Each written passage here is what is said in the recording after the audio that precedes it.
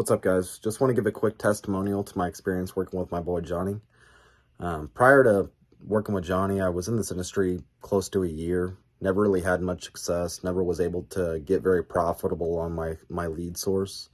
Worked everything from internet leads, Facebook leads, final expense and mortgage protection mailers, the whole works.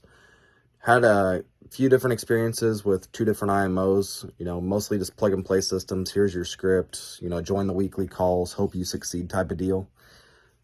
When, the switch kind of flipped in my business is when I did start working with Johnny. Was able to get that one-on-one coaching time, able to, do role plays, really dial in on my script, be able to build a why with a client, actually get policies issued and approved, and actually get banking information, right? Some of the biggest hurdles we face in this industry, especially with telesales.